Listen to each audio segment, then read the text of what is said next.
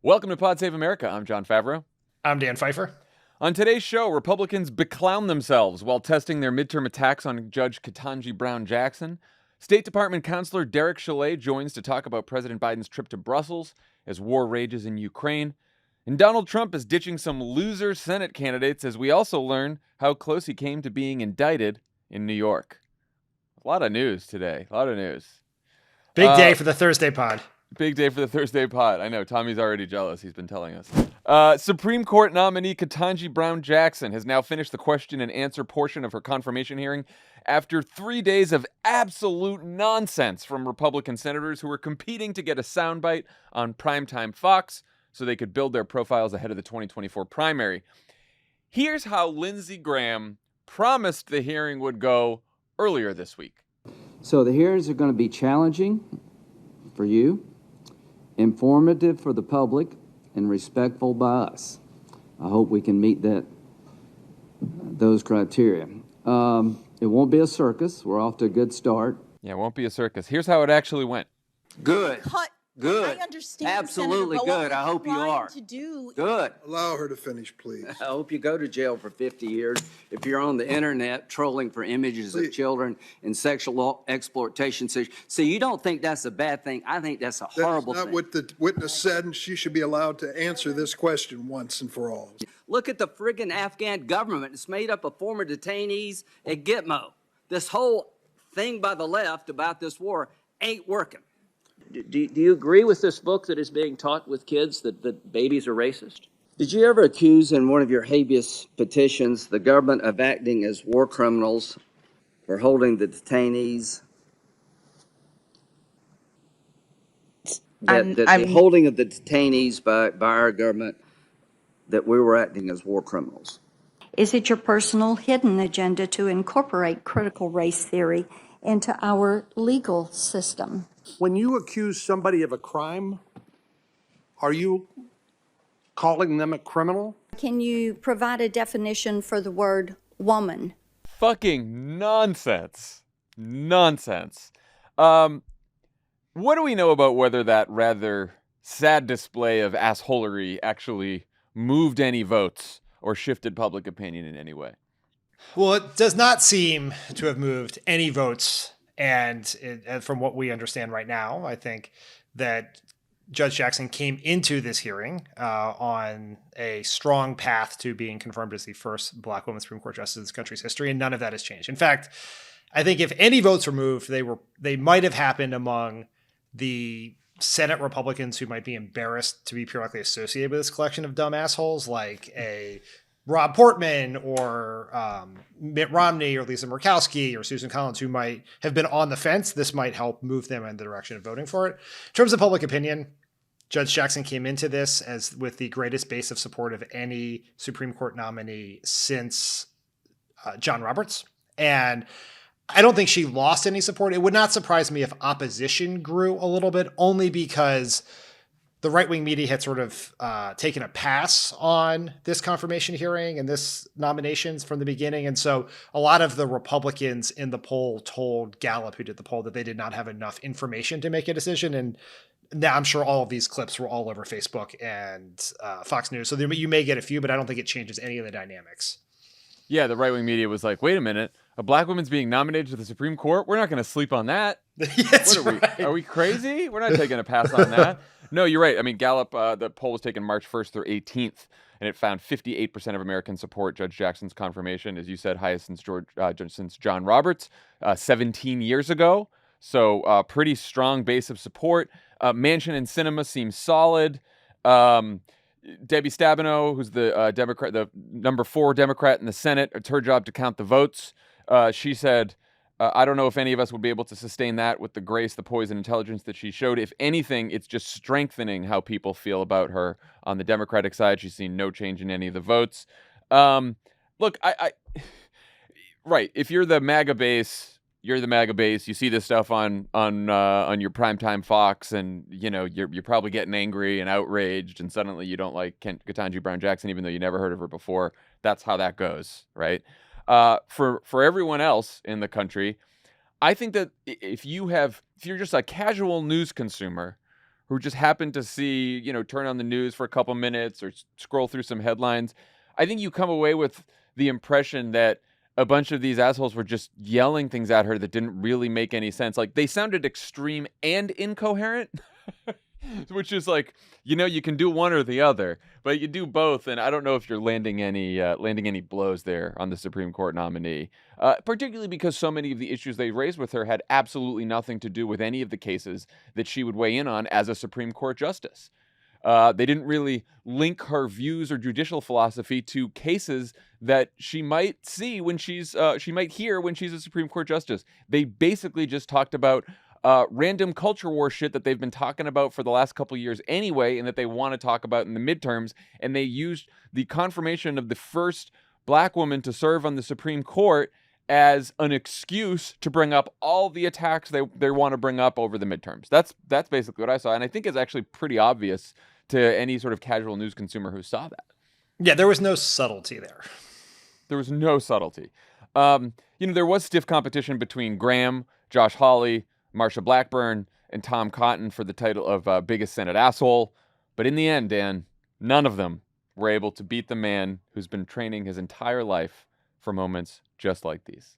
And under the modern leftist sensibilities, if I decide right now that I'm a woman, then apparently I'm a woman. Tell me, does that same principle apply to other protected characteristics? For example, I'm an Hispanic man. Could I decide I was an Asian man?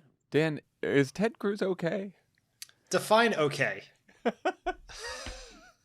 Is he confused? What's going on? What's going on with Ted Cruz? He is being his full Ted Cruz self. I think you got to put yourself in Ted Cruz's shoes for a minute, which seems uncomfortable, I'm sure. Yeah, no. But look, you lost your second grade class election, your third grade class election, your fourth grade class election.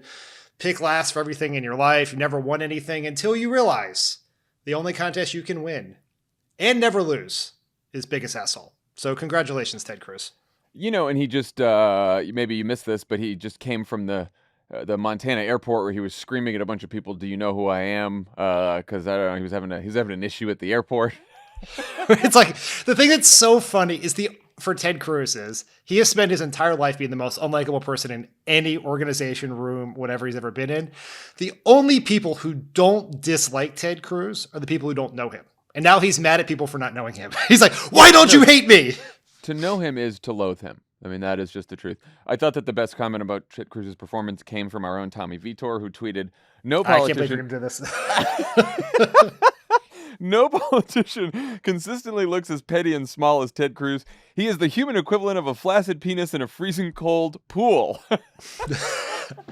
I would say, just to give people a little peek behind the curtain here, when Tommy tweeted that, I texted it to him, and he said, "Is this not okay? I ran it by John." And I said, "Which John?" Yeah, and it was me. You thought it was Lovett that signed off on that. I assume Lovett okayed that, yes. No, I signed up. Because I said to Tommy, I said, look, there's no one is going to ever attack you for whatever you say about Ted Cruz unless it's a compliment. Yeah, you were correct. It is not a free shot at Ted Cruz. Even Republicans don't like Ted Cruz. No one likes Ted Cruz. I will say, though, on Tommy's tweet, total cowards ratio, 10 times the number of likes than RTs on that tweet. We all know you guys like that tweet. Just go ahead and retweet it. What's the Ted Cruz quote? Is it Lindsey Graham who said that if Ted Cruz was murdered on the floor of the Senate, no one would... If Ted Cruz was murdered on the floor of the Senate, no one would testify against the murder? Correct. That was Lindsey Graham. Here's everything you need to know about why Republicans did what they did over the last 3 days. An LA Times photographer got a fantastic picture of Ted Cruz searching Twitter for his own name just after he finished yelling at Judge Jackson, including the ridiculous quote that we had in that first clip, which was, "Do you think that babies are racist?" First of all, yes, it was a complete outrage what Republicans did on the Senate. Everyone should be mad about it. I was mad about it. It was also fucking clownish and ridiculous. And I don't want to let that part go either. Because Ted Cruz, if you didn't see it, blew up a picture of a kid's book called Anti-Racist Baby, blew it up, put it on an easel, and asked the Supreme Court nominee if she thinks that babies are racist. It doesn't get more fucking nuts than that. It doesn't. I mean, there is a more serious, I mean, lots of more serious points, and we'll get to some of them, but it's just like, this should not have to be said. And let me show this again. Many people pointed this out, but I think we should just reiterate it, which is the fact that Judge Jackson had to sit there and calmly take all of this bullshit it's offensive to her as a person, and it bespeaks a larger double standard in this country, because take Brett Kavanaugh, for instance, who got to take legitimate lines of inquiry about credible allegations of sexual assault, throw a fucking hissy fit, act like a giant asshole on the stand, and it won him votes. That is not a thing a black woman could do in this country. And so she had to sit there and listen to these people patronize her, demean her, demagogue her record, and sit there and take it. And how she did that, I do not know. It is to her great credit. I'm sure it's probably spending an entire life listening to a bunch of assholes like this. Maybe not always on national television. It's why she was sitting there in the first place. It's how she got there in the first place. Yeah. And she'd also, and we were saying this before, but she's been through a couple of these confirmations before, so she's a pro in every way. Even the New York Times, not in an editorial and an analysis piece, got exactly what was going on. They wrote, "The message from the Texas Republicans seems clear. A black woman vying for a lifetime appointment on the highest court in the land would coddle criminals, go easy on pedophiles, and subject white people to the view that they were, by nature, oppressors." Not subtle. It was not really that subtle. I'll tell you what was the least subtle thing, in case you were wondering if the Republican senators were still a little too subtle for you in what they were trying to do. Here's MAGA youth media star Charlie Kirk saying the quiet part out loud on his show this week. Quote, "Ketanji Brown Jackson is what your country looks like on critical race theory. Your children and your grandchildren are going to have to take orders from people like her. And what's amazing is that she has kind of an attitude, too." Fucking gross. Just gross. How do you think Judge Jackson and the Democrats on the committee handled all this bullshit? I mean, she did a phenomenal job. I mean, as I was saying, who knows how anyone has the forbearance to put up with these people and answer it calmly and try to make sense of these asinine questions to make legitimate points about the kind of justice she would be and make the case for confirmation. She did a phenomenal job. I think some Democrats did better than others. Obviously, Senator Booker gave a speech that was incredibly emotional and powerful and was very worthy of the moment. I think other Democrats could have done more to push back on her behalf, to call out what the Republicans were doing more explicitly. And sort of, this is the asymmetry of a lot of these hearings for Democrats, either whether at the House or the Senate, is Republicans treat them as performance art for social media and cable television, and Democrats treat them as a serious congressional hearing. Now, I'm not saying we should act like them, but we need to be able to anticipate and respond to their tactics more aggressively and cleverly than just suggesting that they have exceeded their time limits, right? It's like, the problem is not that you're an asshole for 6 minutes and a 5-minute allotted time. The problem is you're an asshole, right? I think that's the part we have to call out. Yeah, I just want to I want to have play a couple clips here just to get Ketanji Brown Jackson's voice in here, and Cory Booker's speech, which was, I thought, phenomenal. This is as close as Judge Jackson got to annoyed during this entire 3 days of really annoying bullshit from Republicans. People commit. Judge, you gave him 3 months. My question is, do you regret it or not? Senator, what I regret is that in a hearing about my qualifications to be a justice on the Supreme Court, we've spent a lot of time focusing on this small subset of my sentences. And she goes on to talk about how, any judge who has to decide a case that involves child abuse, like some of these cases that they were questioning her about, it is a grueling thing to go through, and if you know any judges that have had to do this, and I do, it is like you have to look through the images, you have to read the testimony of the case. It is not easy, and she spoke eloquently, I thought, about how awful and hard it was, and how just despicable these crimes are.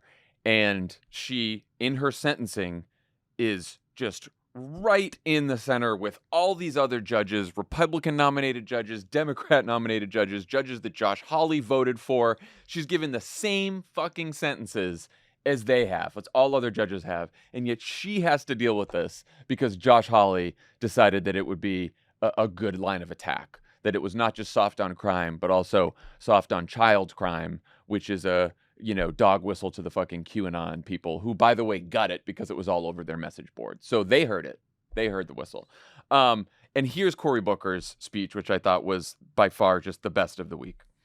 It's hard for me not to look at you and not see my mom, not to see my cousins, one of them who had to come here and sit behind you. She had to have your back. I see my ancestors and yours. Nobody's going to steal the joy of that woman in the street, or the calls that I'm getting, or the texts. Nobody's going to steal that joy. You have earned this spot. You are worthy. You are a great American. I will just say that I thought no one made Republican senators seem smaller than Cory Booker did the other day. No expression of outrage, no burn, no tweet, no attack on Republicans from any other Democrats. Like, I get what you're saying about, other Democrats definitely could have, done a little bit more. And when you actually look through the hearings, they said it was gross and beneath the hearings, and how are we dealing with this? And, you're putting words in the witness's mouth. Like, they did all that. Dick Durbin did not get control of the committee and, let them keep going, and probably could have gavelled them in earlier for sure. But, they did attack the other Republican senators, but that's not what was needed. And that's not necessarily what was going to stick with people. What was going to stick with people, what people are going to take away from this and remember, if they remember anything aside from those fucking awful, gross attacks, is what Cory Booker said there. And I think that only Cory Booker could have done that. And I don't know that we needed another impassioned speech from a white guy on the committee. What we needed was what Cory Booker said. Just that. And I thought that I cried now multiple times when I've heard that, which is just it was an amazing speech. Yeah, I think you're exactly right about the power of Booker's speech. But also the right approach is to return to first principles here, right? Which is, it is not like this hearing is theoretically about the qualifications of this judge to become a Supreme Court justice. But what you can, and this is sort of what Republicans are trying to do, and they're very good at, is dragging us all into the mud. Yes. And losing sight of the bigger picture, which is, it is a horrendous injustice that for the history of this country, there's never been a black woman on the United States Supreme Court. That's horrendous. And that wrong is being righted here. And it's being righted with a tremendous, qualified, brilliant woman, and apparently incredibly patient woman to do it. And that, I think that's why the number, in that poll that we talked about earlier in this podcast, are so high for her relative to, whether it was Elena Kagan or Neil Gorsuch for Republicans or whatever else, was because this was a moment people recognized that moment, and Cory Booker reminded us of that moment. That's sort of what Republicans are trying. That's part of the tactic here, with some efficacy, because it took us until the 15-minute mark of this podcast to hear Judge Jackson's voice, right? To talk about that. And, kudos to Cory Booker for sort of thinking about politics in a bigger way and reminding us of the greater truth here. And that's what cuts through all the bullshit.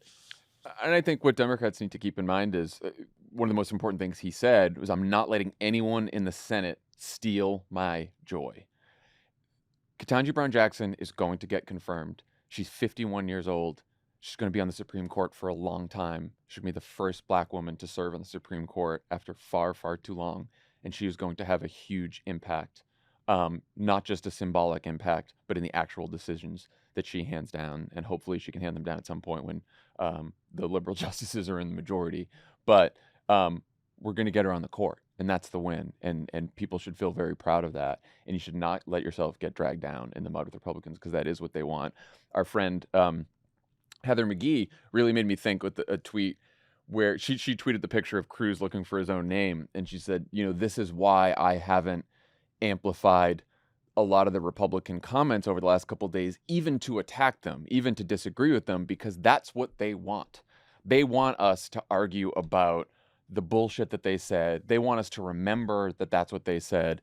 And what we should take away from this hearing is what Ketanji Brown Jackson said about herself, about her record, about her life, about her qualifications, and what Cory Booker said about what this moment truly means for her, for Black Americans, and for the entire country. And that's what we should take away from this. I mean, this period of the last year or so has been incredibly frustrating for a lot of progressives, right? A lot of the things that we hope to get done have run into Joe Manchin or Kyrsten Sinema and all of that. But the fact that Ketanji Brown Jackson was sitting there today, the fact that Ketanji Brown Jackson was sitting there in that hearing room yesterday and is going to be confirmed in the Supreme Court is only because of the work people did in this presidential election and in Georgia.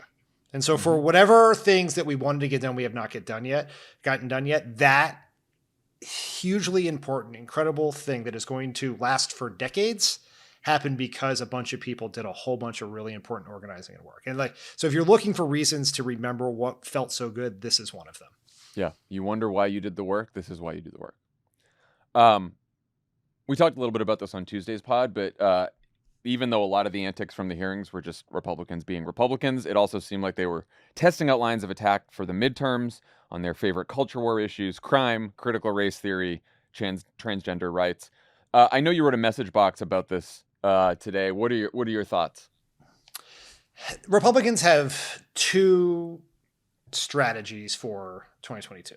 And one of them is they have to keep their base at a fever pitch.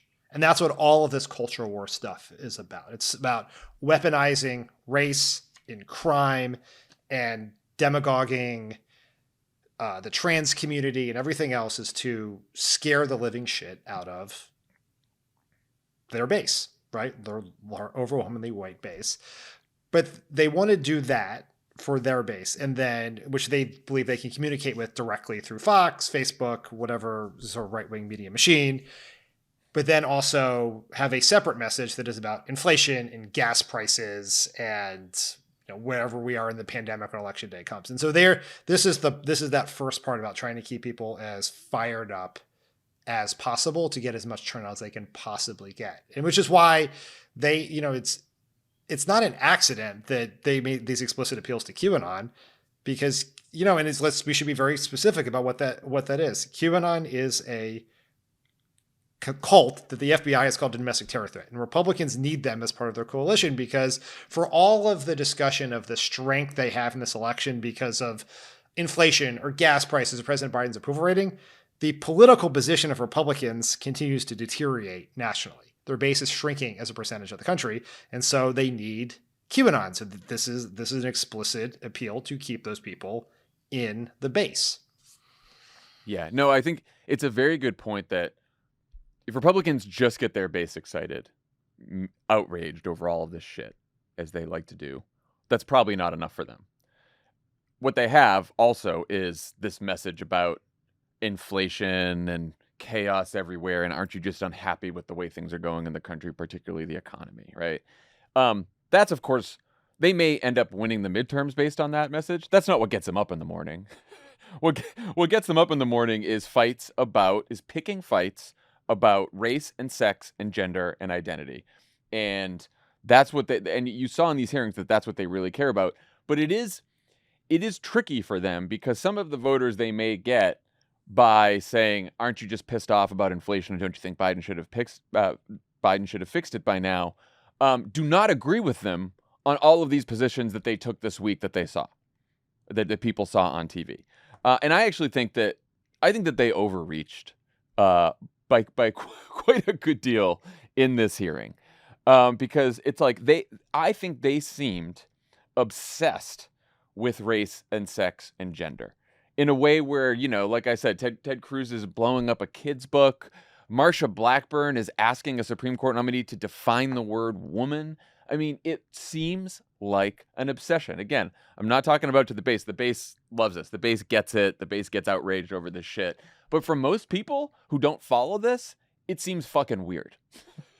It seems like a weird fucking obsession. And also, like, this wasn't part of the hearing, but Mike Braun, a Republican senator from Indiana, said during an interview about Judge Jackson's confirmation on Tuesday that he'd be open to the Supreme Court overturning its 1967 ruling that legalized interracial marriage. And he'd be okay with that, with the Supreme Court leaving that issue up to the states. Also, contraception as well. Here's a clip. So you would be okay with the Supreme Court leaving the question of interracial marriage to the states? Yes, I think that that's something that if you're not wanting the Supreme Court to weigh in on issues like that, you're not going to be able to have your cake and eat it too. I think that's hypocritical. Not going to be able to have your cake and eat it too. Interracial marriage. They went on to ask him about Griswold versus Connecticut, which is a case about contraception. He said the same thing with that too. So that's contraception. Here's just 95% of Americans support interracial marriage, Dan. I never thought we'd have to bring out that number from a poll. But just so you know, 95% of people support interracial marriage. 78% support birth control, access to fucking birth control in this country. And, Mark Joseph Stern at Slate pointed something else out, which sort of got lost in the hearings. John Cornyn, during the hearing, went after Obergefell, which is the decision that legalizes same-sex marriage in this country. And lest you think that because Obergefell was decided in 2015 that Republicans have given up on attacking same-sex marriage, not so. Not so, because John Cornyn during the hearing started going after Obergefell and basically let them know that that's what they want their justices to do. That's what they want conservative justices to do, is to overturn Obergefell. And that's 75% support for gay marriage in this country. I wasn't expecting to hear all that this week, especially Mike Braun talking about interracial marriage. Were you? Were you more surprised by that? Someone named Mike Braun said that, or that there was someone named Mike Braun who serves in the United States Senate? I did not. Yeah, he's a senator from Indiana. Apparently so. Yes. Look, I mean, he made this lame attempt to clean up the statement later on, which you all heard it. It seemed pretty. We played the clip. We didn't have the clip originally, and I'm like, you know what? He tried to clean it up. Let's make sure everyone can hear it. Just that there he was, right there. I don't think that was a mistake. I don't think that was a mishap. It was a yes or no question. He answered yes. There is no. Look, I mean, I think there is something to be taken from this that connects to the earlier discussion about how the Republicans have been trying to weaponize race and class. And what I was most struck by, other than a sitting United States senator saying he'd be okay with states banning interracial marriage, is that almost no Democrats talked about it. It just came and went. And yeah, you and I had this conversation, there's nothing I fucking hate more than the people who've never worked in politics, who just have access to Twitter, who constantly just yell about Democrats doing more. Fight harder, do more, have more press conferences. Those people have no idea what it's the types of decisions that politicians have to make and how hard it is to get your message out. And they never sort of account for the Democratic messaging disadvantage, or that there's no one person in charge of the party. But this is one of those situations where Democrats should have done more, because this is not just one statement by one random senator who we discovered existed 24 hours ago. This is essentially the truth, the underbelly of the entire Republican message. The Republican message is Make America Great Again. It is a restorative message. It is the argument is that America is getting more diverse. It's changing. We are heading towards a multiracial democracy. And that multiracial democracy is bad for you, white people. And so we are going to return to the period before that, before voting rights, before civil rights, before the Supreme Court legalized interracial marriage. And when your opponents tell you something that is supported by 5% of the country, that is core to their message, you have to hammer them over the fucking heads on it. And yes, there was a lot going on. We're in the middle of confirmation hearing for the Supreme Court justice, Ukraine, gas prices, everyone's saying, talk about this, talk about that. But I do think there's this learned helplessness among Democrats that is, if the topic is race, or crime, it's an automatic loser for us. So we have to immediately ignore it, let the pitch go by and try to get on a more favorable territory. And we know Republicans, because of their messaging power, dictate the terms of conversation in political conversation in America. So we have to figure out how to take those issues on and win them and then be able to move to more favorable terrain. And so if a Republican, just imagine for a second if the shoe was on another foot and a Democrat said something like that. Imagine what the Republicans would have done, what Fox would have done. There would have been statements on the floor of the Senate, the tweets, and there was nothing. Lots of Democratic activists talked about it. Some, Democratic groups pushed it, but the official establishment Democratic Party let this pitch go by. And there aren't that many pitches left until 2022. I think that the problem is some Democrats treat all of these culture war issues the same, and they believe that they are all divisive and that we shouldn't talk about them because, sometimes it's unpopular. And look, there are some positions that we hold as Democrats on cultural and racial issues that aren't as popular, but we hold them because it's the right thing to do, and that's our values, and we believe in them, and good for us. What we saw this week, the Republicans going after interracial marriage, gay marriage, birth control, that is not something anyone needs to be afraid of. That is something that Democrats should be shouting from the rooftops. 95% support, 75% support, 80% support. These are issues that we are on the right. This is issues that splits the Republican Party, right? This unites Democrats. This is 70, 80%, 90% support among independents, and probably half of Republican voters believe these things too.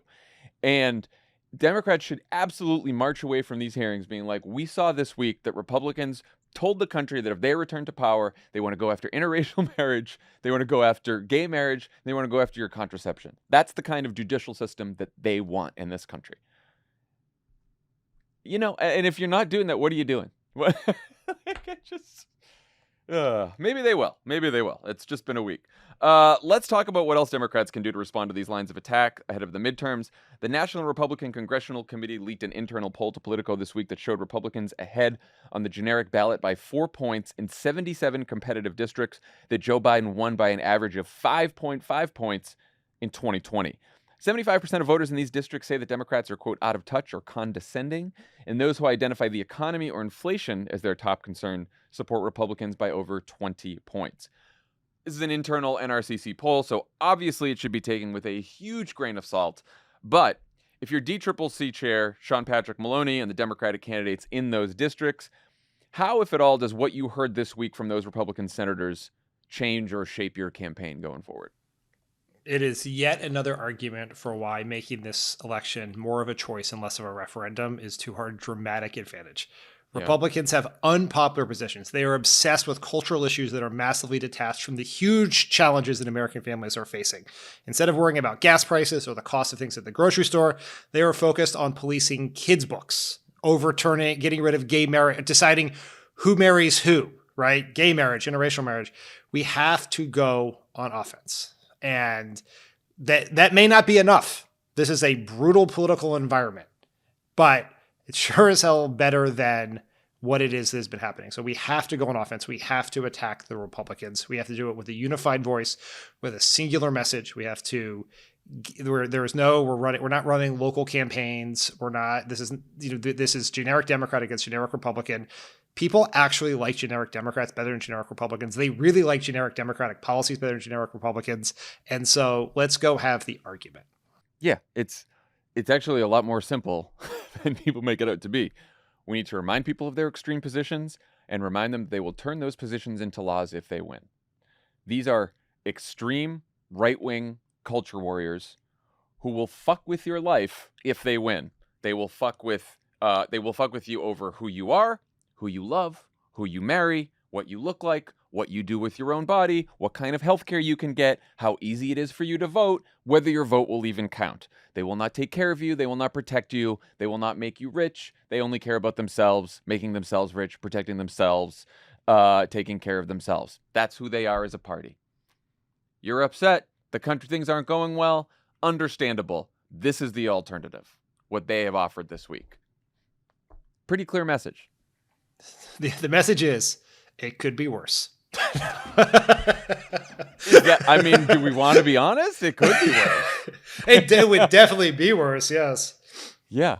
There's also a number of wonderful policies that Democrats have that if only we had a couple more Democratic senators would make a huge difference in people's lives. So that's the other message as well. We had a lot of good stuff that Joe Manchin and Kyrsten Sinema have been fucking with, that if you give us 2 more senators, we could actually pass into law. So that's the other side of the message. Here are your bumper stickers. It could be worse, and 52 is the new 50. All right. When we come back, Dan will talk to State Department Counselor Derek Chollet about Joe Biden's trip to Brussels amid the raging war in Ukraine. The presenting sponsor of this episode of Pod Save America is Simply Safe Home Security, talking about how getting to a consensus on anything in this country is a bit challenging these days. So when people all agree on something, it must be pretty good. And Simply Safe has done it. Everyone agrees they're the best home security system on the market. Popular Science, PC Magazine both ranked Simply Safe the best home security of 2021. U.S. News and World Report named it best home security of 2021. And now 22. How's that? Pretty good. It's a lot of bests. It's a lot of bests. Racking them up. And we got someone right here in the studio who also has named it best home security of forever, his house. In perpetuity. In perpetuity. I set up a Simply Safe system with these 2 hands, these 2 soft hands. Okay. I put in the sensor. I put in the buttons, with for the turning on and the off of the alarm. I put in the base station. It worked perfectly. It has always worked perfectly.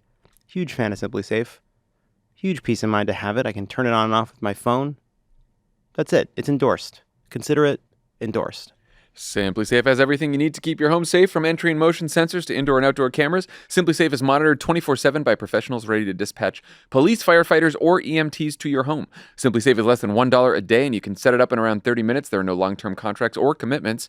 You can customize the perfect system for your home in just a few minutes at simplysafe.com/crooked. Go today and claim a free indoor security camera plus 20% off with interactive monitoring. Go to simplysafe.com/crooked. Pod Save America is brought to you by Beam Organics. Do you know that poor sleep can cause weight gain, mood issues, poor mental health, and lower productivity? Of course you do. Yes, I do.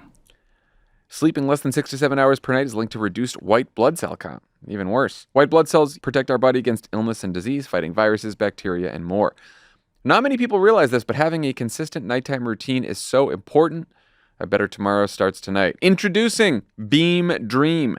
Beam is the world's most innovative functional wellness brand with unique products for everything from sleep to recovery.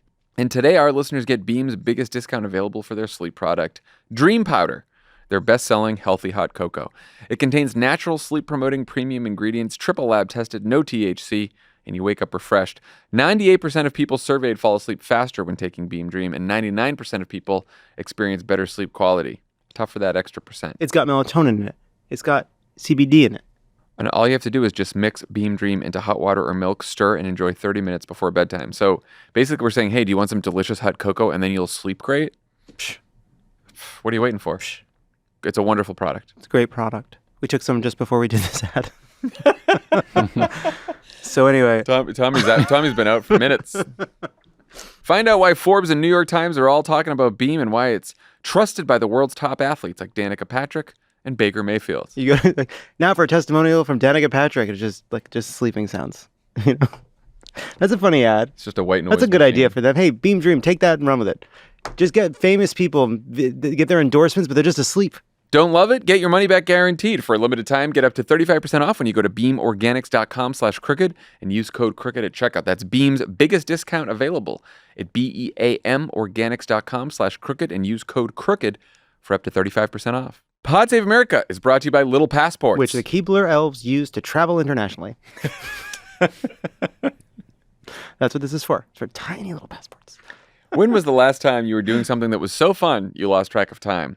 When you're a kid, the right activity can help you find a completely new world to lose yourself in. Help your child find the fun with Little Passports. Little Passports offers globally inspired award-winning kits designed for curious kids to fuel their inner explorer. Each month, Little Passports will send a kit packed with play-based activities, interactive crafts, puzzles, games, and stories to help kids have fun while they learn about the world around them. Whether building a solar-powered robot, creating a Spanish mosaic, or cooking tasty Brazilian treats. Kids ages 3 to 10 will love learning with Little Passports. Each kit contains activities that are perfect for their age and match to their interests. And Little Passports makes the perfect gift for parents and grandparents, aunts and uncles, godparents, and educators. Choose from month to month, 6-month, or 12-month subscriptions, whichever is right for you, and you can stop anytime. Share the world with your little explorers. With Little Passports, there's always something new to discover. For listeners of the show, Little Passports is offering new customers 20% off when you go to littlepassports.com/crooked. That's 20% off when you go to littlepassports.com/crooked. littlepassports.com/crooked. Pod Save America is brought to you by Brooklinen. There's lots of great ways to start off your day: eating breakfast, cup of coffee, walking the dog. Personally, I start my day well rested thanks to my ultra cozy Brooklinen bedding. Brooklinen is the home of the internet's favorite sheets, and it was created in 2014 to give customers luxury, hotel-level home essentials that don't break the bank.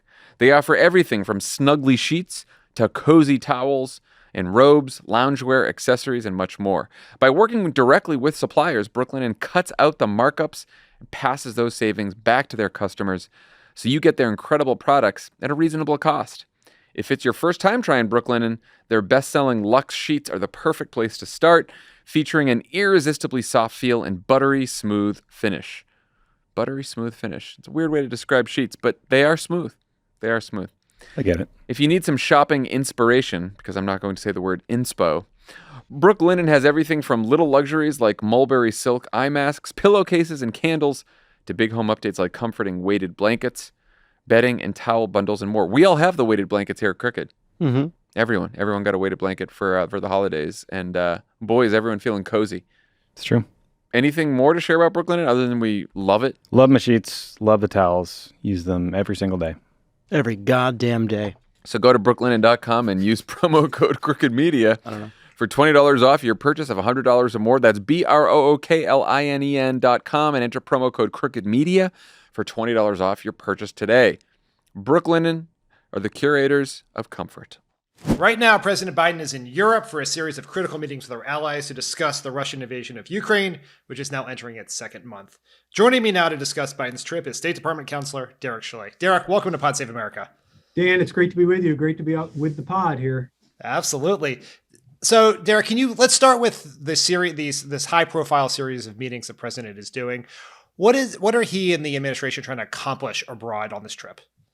Sure, Dan. Well, today it's been a month since Russia's invasion of Ukraine began. And of course, every day we see new images of brutality and terrible things happening in Ukraine. And so this was a special NATO summit. Normally, as you know, these summits take months and months and months to prepare, but this was something that was not planned a month ago. This was just put together just in the last week. And so it's the opportunity for President Biden to be in Brussels with 29 other NATO leaders. And then also he's going to be seeing leaders of the G7 as well as the European Union.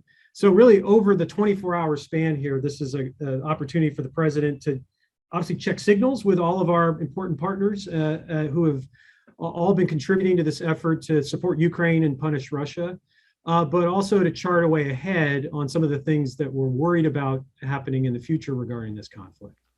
So as we sort of look at what's happening, there's sort of like two things that I think are true at the same time. One is anyone who looks at the sanctions that have been put into date by the U.S., NATO, all of our partners have been very damaging to the Russian economy, to the oligarchs who fund Putin's efforts. Yet at the same time, it does not seem to have stopped, certainly not stopped the invasion, or even really hemmed in some of the atrocious and horrendous things that President Putin is doing in Ukraine. Are there more levers the president wants to pull, or is there things he's trying to get his allies to agree to here that would put additional pressure on Russia? Sure. Well, there's more sanctions that are being outlined right now. In fact, just today, the president outlined another 300 some Russian individuals, members of the Duma, other government leaders that the United States is going to be sanctioning, as well as other defense entities, as we continue to go at the various pieces of the Russian economy that's fueling this conflict and also enabling Putin to stay in power. At the same time, the Europeans are also going to be putting additional sanctions on, which is particularly meaningful because of the extent of Europe's economic relationship with Russia, which is much larger than the US relationship.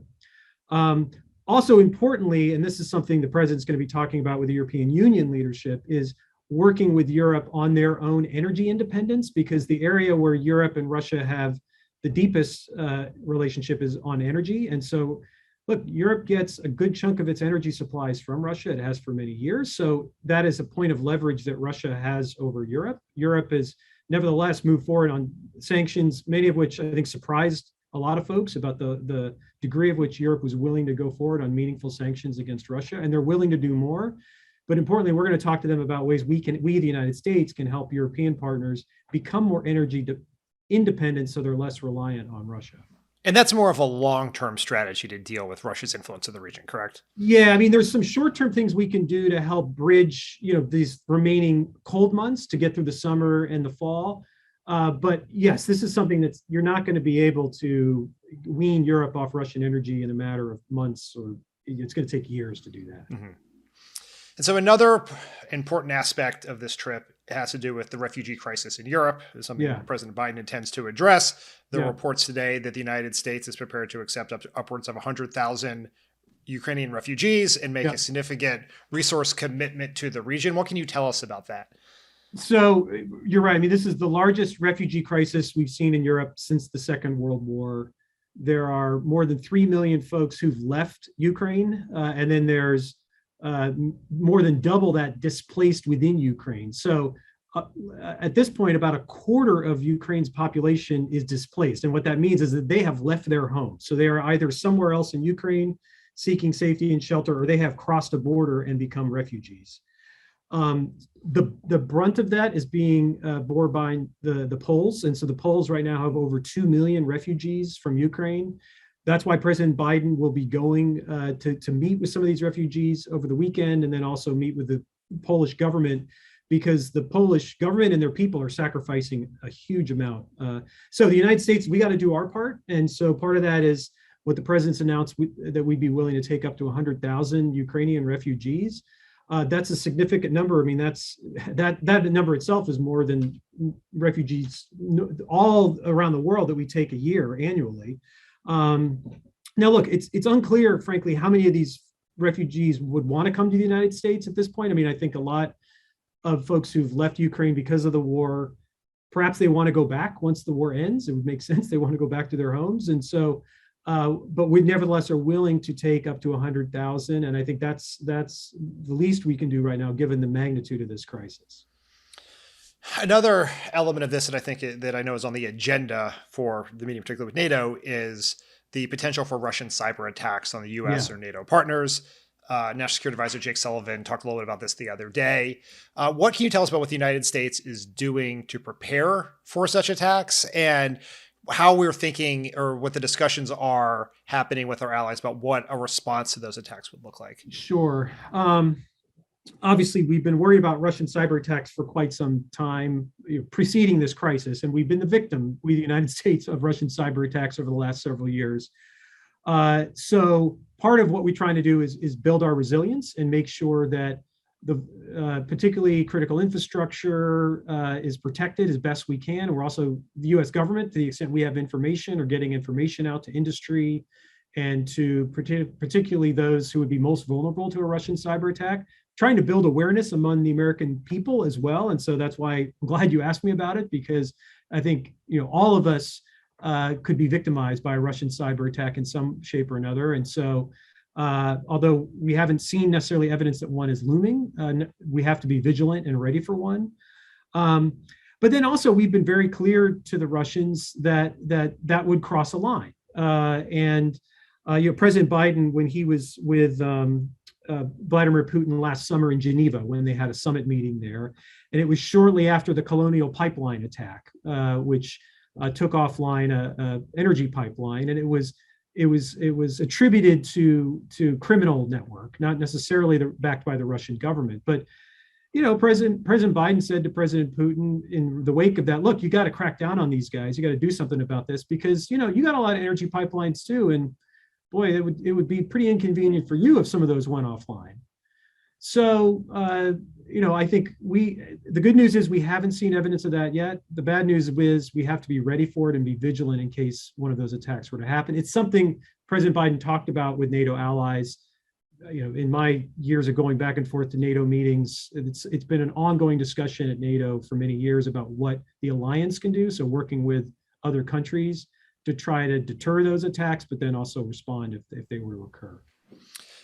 Yesterday, Secretary Blinken reaffirmed a statement that the President Biden had made recently, suggesting that the Russians had engaged in war crimes. And this was Secretary Blinken made a more formal, detailed more formal, detailed presentation of that case. What is the sort of substantive legal value of that, and where does it go from here? Sure. Well, as you said, Dan, that last week, the president and the Secretary of State said that, in their opinion, their war crimes were being committed inside Ukraine, and we just needed to use our own eyes to see that happening. When you see hospitals getting bombed and shelters that are clearly identified with children in them being bombed. It is a war crime to intentionally target civilian areas, and that is happening.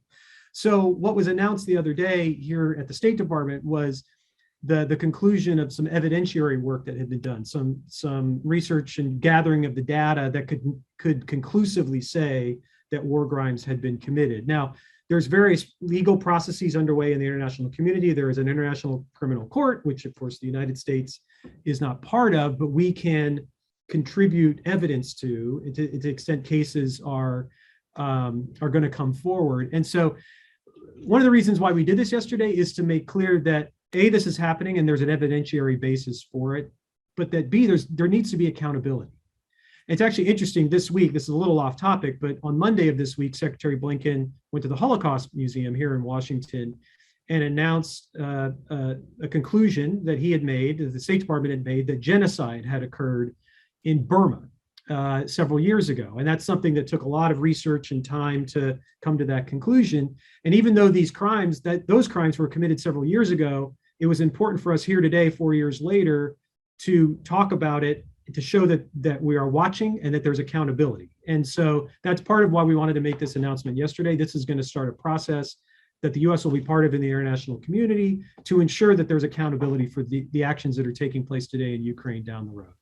So just to kind of dig in on this a sec, because the U.S. is not a part, like Russia, not a part of the International Criminal Court, if another country where maybe this is part of the plan, were to make a finding to that court, the U.S. would supply evidence. The evidence exactly. For it here. We can provide information for it for that case, and so that's part of what we had started to do when the invasion started. We put together a team here in the U.S. government to accrue the evidence and sort of keep an eye on everything, and to the extent we had information that could corroborate anything that we're seeing with our own eyes. I mean, that's one thing that's remarkable about this war, is so much of it is unfolding right in front of us in real time, either from citizen journalists on the ground or all of the journalists we've got out there in the field. So this was just the formal evidentiary basis of the war crimes.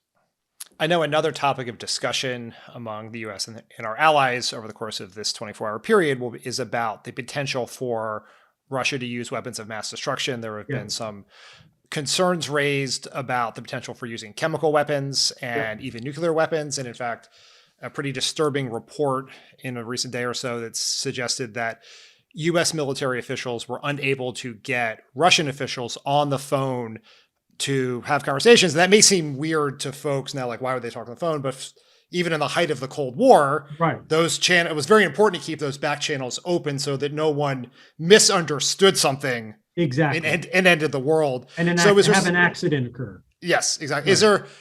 What is the level of concern about that? Are there other back channels we're unaware of, or just communications happening that are more in the normal course of business here? Or, what's the conversation like about this concern? So we are very concerned about it. And one of the reasons why we're concerned is Russia's talking a lot about it. And as we've seen in their playbook, they tend to assert that Ukraine is using chemical weapons, or Ukraine and the US are creating chemical weapons on their own. The biolab conspiracy, for instance. Totally bogus, right? And this is right out of their playbook, but that then creates a pretext or a justification in their minds for the use of such weapons. So we haven't seen indications that they're preparing for that. However, we are hearing them say publicly and raise concerns about Ukraine chemical weapons, which again is completely bogus. So that's why we need to be vigilant about this. It's one of the things that President Biden talked about today at NATO and with other European leaders about hearing from them about their concerns, but then also thinking about what we may do in response, or how we could best prepare for that. And actually, NATO made some decisions today. And again, NATO is a military alliance, and so for our NATO militaries to coordinate on response options in terms of how, if God forbid a chemical weapon were used, there could be a real danger to European countries with, plumes of chemical weapon materials, flowing across borders, about how we can best defend ourselves from that. Derek, last question. I know another huge priority of Secretary Blinken and the Biden administration is trying to reconstitute a nuclear agreement with Iran. What is happening in Russia has created some complications for that. I think you can tell me about progress you were making and how you're navigating the situation that Russia was a part of the original agreement and plays an important role in what a new agreement would look like. Yeah. So Russia has been part of the process going back to the original Iran agreement negotiated during the Obama administration as part of the negotiations with the Iranians to curb their nuclear program. Really, up until this crisis, up until the invasion, they had been a relatively constructive part of those negotiations. They weren't throwing up roadblocks or anything. We hit a wrinkle a few weeks ago with them, but I think that could be ironed out. But we're still not in an agreement yet with return to the so-called the JCPOA, the Iran nuclear deal. I think our perspective is, Dan, first, the policy that we inherited, the policy of the last several years now, of so-called maximum pressure against Iran has not worked at all. It's made Iran's program more dangerous, nuclear program more dangerous, and it's made Iran a more dangerous actor throughout the Middle East. So we believe that getting back to the JCPOA, which puts Iran's nuclear program in a box, is the best way forward. I think particularly given the moment we're in, where we were just talking about the possible use of WMD in Ukraine, the last thing we need is another nuclear crisis in the world happening simultaneously. So we're not there yet at a deal. I don't know whether we will be able to finish the deal with the Iranians, because we still have some details to figure out. But if we do enter the deal, re-enter the deal, I think it would make us safer. Derek Chollet, thank you so much for joining us on Pod Save America, and I will let you get back to this very, very busy day I imagine you have. Thanks. It was great to be here. Appreciate it. Absolutely. Thanks for doing this. Thanks. Pod Save America is brought to you by Squarespace.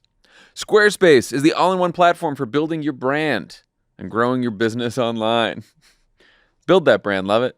Stand out with a beautiful website, engage with your audience, and sell anything, your products, content you create, and even your time. Oh, discuss your experience with Squarespace. Woof! We don't have to come up with a website anymore. Whoa. That's too bad. Here's the thing.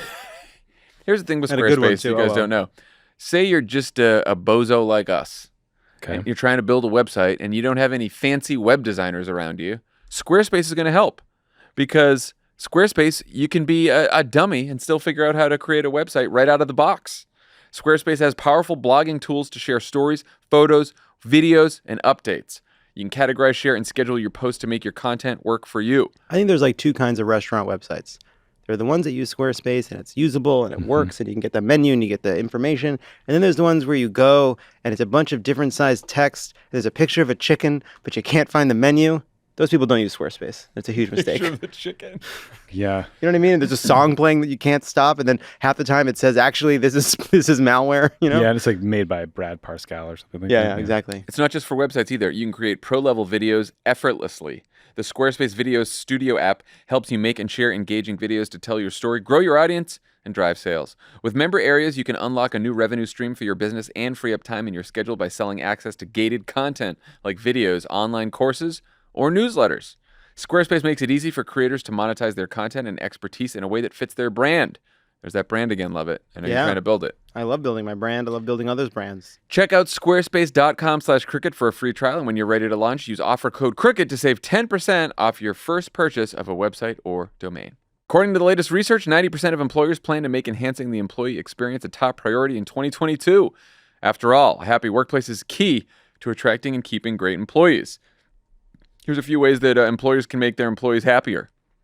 You can focus on company culture. You can offer more learning opportunities. And you can show more empathy to them, which is what Lovett likes to do. Well, I've shown empathy. If you need to add more employees to your team, there's ZipRecruiter. Their matching technology helps you find the right people for your roles fast. And right now, you can try ZipRecruiter for free at ZipRecruiter.com/crooked. I've showed some of my trademark empathy even in this ad recording session. It's true. As every person in this room would attest. They're afraid to laugh. And afraid not to. That's right. Yeah, a lot of forced smiles. Sort of nervous laughter throughout the room. I'm sorry about what I said earlier, Cop.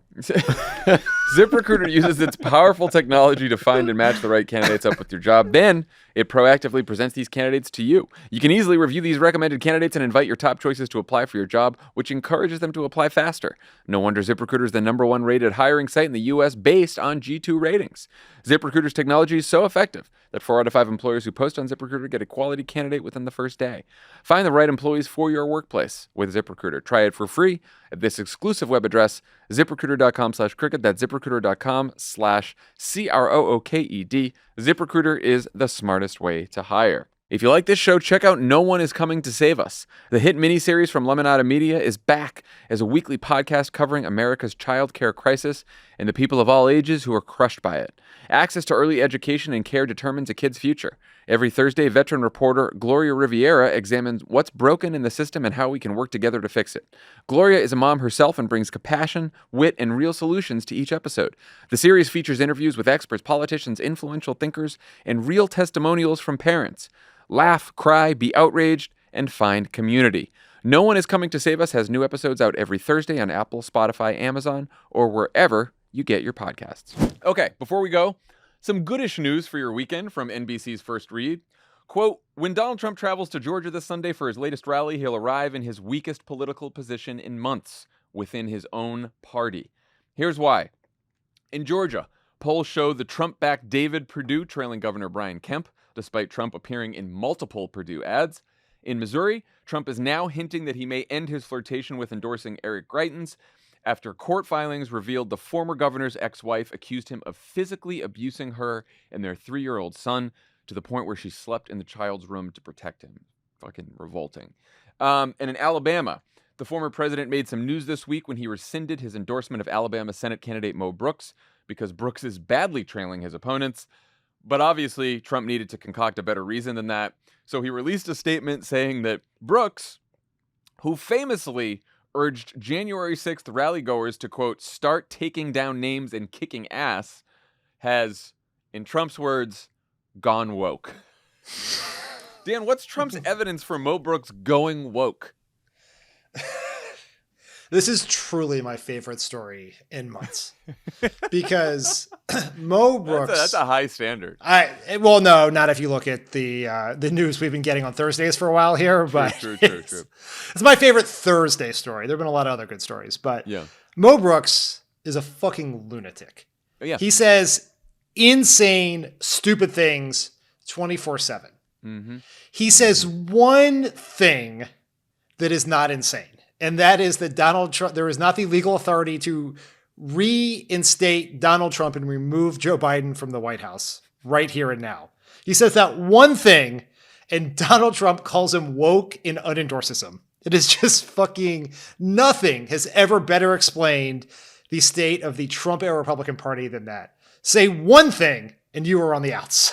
It's fucking great. Did you read the interview that Mo Brooks gave when he talked about this? There was that when Trump was with him, it was around Labor Day last year in September, and he basically tells Brooks, "I want you to rescind the 2020 election and hold a special election, an emergency election, to put me back in the White House and get Joe Biden out of there." And he got Mo Brooks, one of the craziest fucking members in Congress, to be like, "Whoa.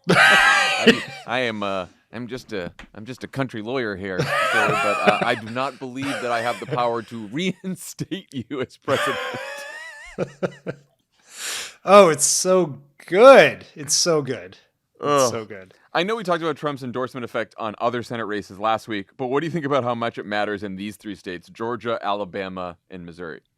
Apparently, it doesn't matter very much at all. I mean, he can't. It's Alabama, right? He cannot help Mo Brooks, even before Mo Brooks went woke on him.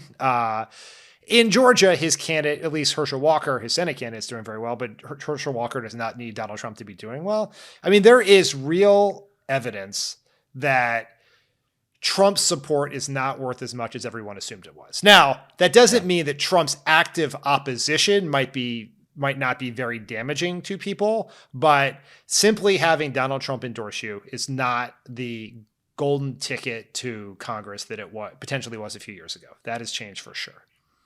Yeah. This is one more notable Trump story we should talk about that broke late Wednesday night in the New York Times. This one is much more frustrating than anything else. Remember when the Times reported last month that Manhattan District Attorney Alvin Bragg had decided to stop pursuing a criminal indictment against Trump for his corrupt business dealings?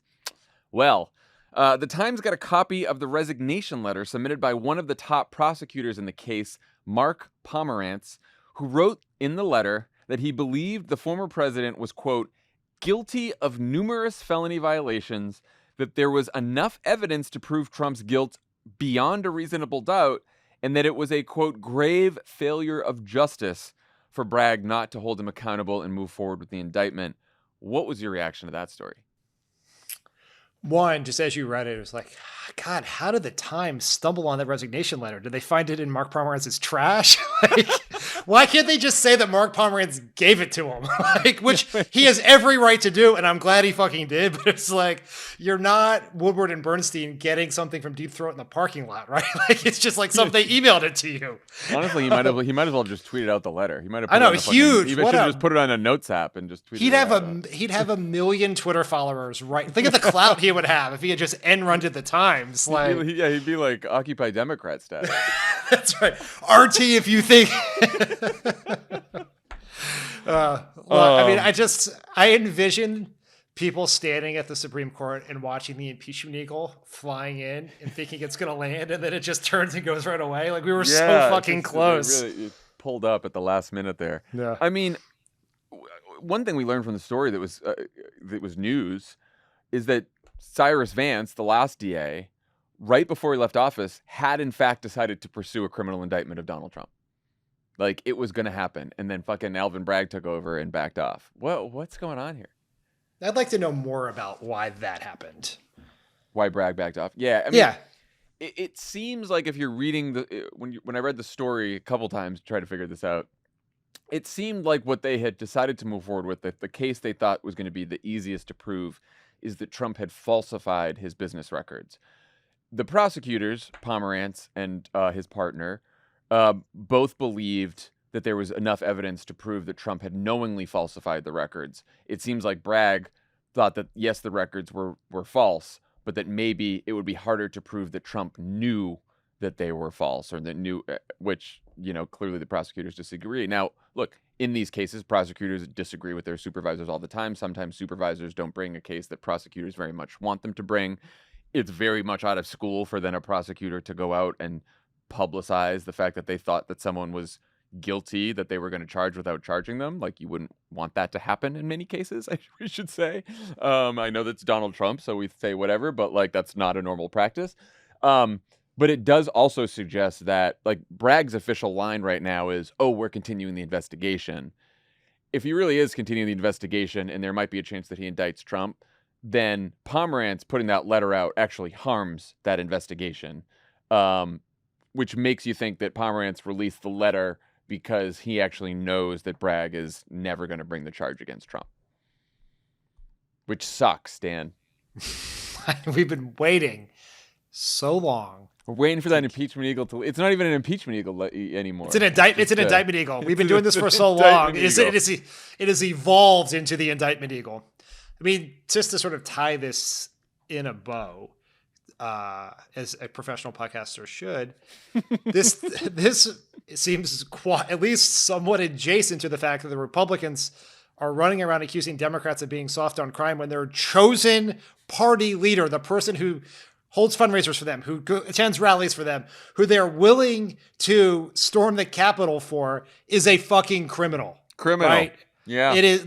Being a Trump-enabling Republican means you are soft on crime. right? And seems like a point we could point out at some point, in addition to yelling "fund the police" at the top of our lungs, we could point out that the Republican Party has been helping their leader avoid criminal prosecution for years now. Yeah, they love crime when it's one of when it's one of their own. When it's committed by a powerful Republican, whatever. Putting the white in white collar crime. We can't top that, Dan. We can't top that. Thank you to Derek Chollet for joining us today. It's just how Derek Chollet is. I had to do that with Lovett and Judd Apatow on the Monday pod. Thank you to Derek Chollet for joining us today. Everyone go buy, pre-order Battling the Big Lie. Have a great weekend, and we will talk to you next week. And subscribe to Offline. Bye, everyone. Please subscribe to Offline if you haven't already. Last week I had a fantastic conversation about journalism in the digital age with technology reporter Taylor Lorenz, and I just recorded a conversation for this Sunday with Lily Singh, actor, comedian, singer, author, late-night host, and one of the biggest YouTube stars in the world with nearly 15 million subscribers. But she recently deleted social media apps from her phone and wrote a book about tuning out distractions to make yourself happier and more fulfilled, which makes her the perfect offline guest. It was a great conversation. It was really fun. Check it out this Sunday. Also, check out the latest episode of Keep It, where Gabrielle Union joins Ira and Lewis to discuss her new film, Cheaper by the Dozen, as well as activism in Hollywood. She is always fantastic on that show.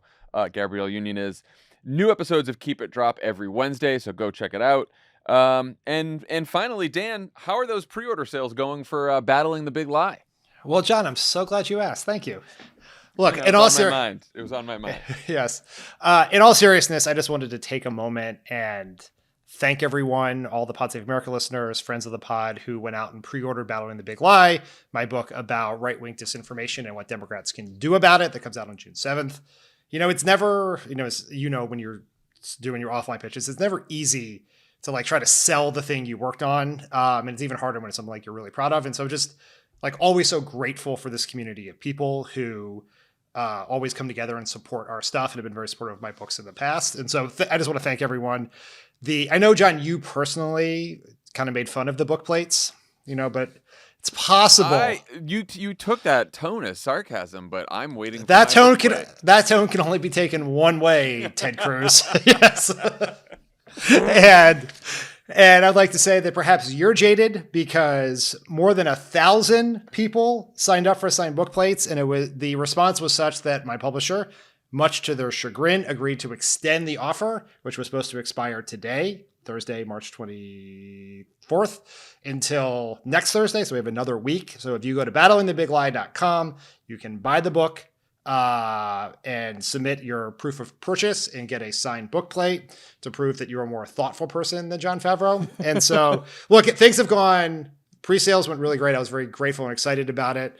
We got some work to do before Kellyanne Conway starts seeing us in her rearview mirror, but we're making real progress. So thanks everyone who pre-ordered. If you haven't pre-ordered it, please go do it as soon as you can. I'd really appreciate it. I can't wait till I see you for our upcoming shows in April and get you to sign an advance copy of the book. You're not. I'm not signing your book. I'm signing everyone else's book. Emily's going to get a book. Charlie's going to get a book. Leo's going to get a book. You're getting nothing. Screwed up now. Yes. All right. Battling the Big Lie. Go order it. Do it. Don't let Kellyanne Conway beat Dan.